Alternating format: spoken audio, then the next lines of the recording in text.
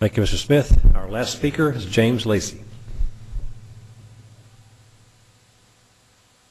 Welcome, Mr. Lacy. You'll have 3 minutes.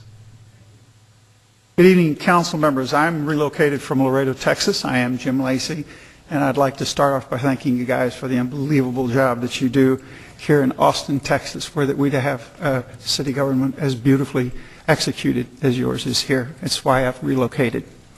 I'd like to think I'm speaking for everybody here today when I say that the last thing anybody wants is for traffic to come off the Ben White Freeway and go into our neighborhoods, 8 and 10 blocks, to find gasoline stations and lodging. We don't need that sort of thing. As a matter of fact, the decibel count along Ben White, since I moved in there, has increased fourfold just since they opened up the new I-35 underpass. So the last thing we want to do is to bring that kind of traffic into the neighborhood. But if you will look really closely, and I want to allude just very briefly to map B, if you would just look at it very quickly on Congress, 100% of that is already mixed. If we'll look over on First Street, 100% of that is either mixed or something that is not exactly desirable. It's industry and other things. On the Old Torf side, 2/3 of it is mixed. And on the Ben White side, which is where I happen to live, the Ben White side is all mixed and one commercial property. As a matter of fact, there's just a tiny little footage in there, 69 feet only of that entire side is not already single family or commercial. Good land use prevents the kind of problems that we're talking about on both sides over here. If we don't, if we're not going to concentrate our commercial properties on freeways, where else are we going to put them except in neighborhoods? That's the very thing that we're trying to eliminate here. We can't have our cake and eat it too. We can't hope to maintain the tranquility that we enjoy in our Austin neighborhoods and also refuse to give commercial enterprise and high-density traffic that automatically comes with it a place to take root. And the place to take root has got to be along freeways and feeders that can move huge quantities of traffic quickly. Hopefully, the Council's action this evening will primarily consider that the property in question here is not interior, but that it's on frontage. Specifically, where the Dawson neighborhood's southernmost edge meets the Ben White Freeway.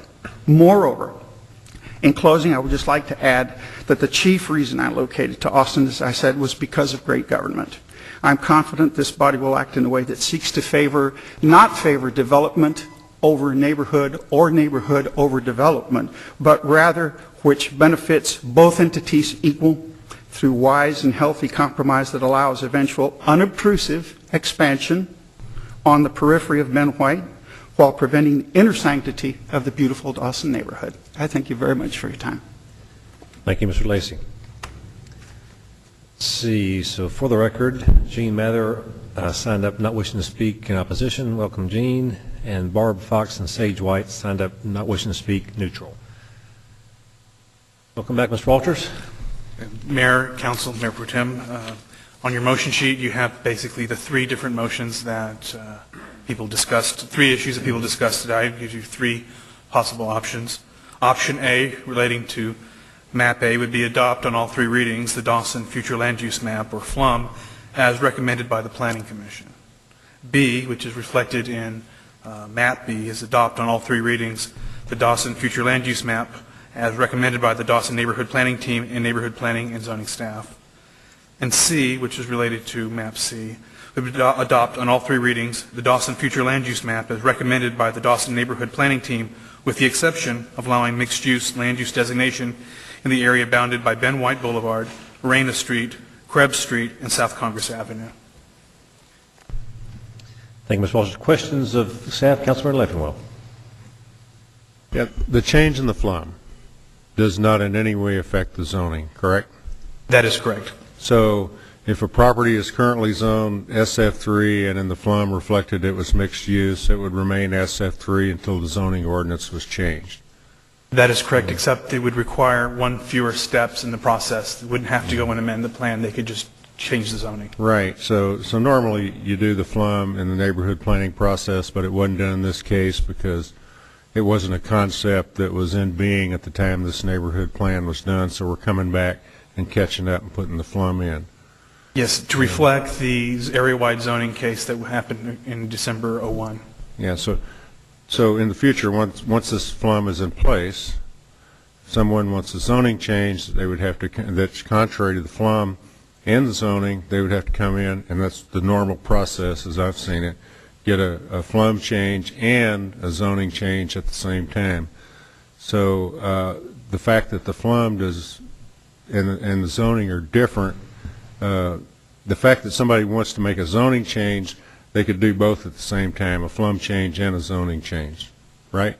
Yes. Okay. That's all I have. Further questions, comments? Councilmember McCracken. Yeah, I'm sorry, I'm a little bit confused about how we got here. So I know we've gone through something, but Mark, can you walk us through how it came that we had these FLUM amendments come before us? Well, how far?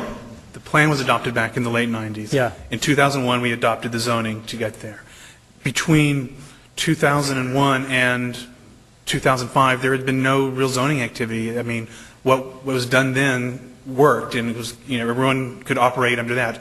There was a firm that wanted to expand. A small engineering firm wanted to expand, and they would require a zoning change, a plan amendment. But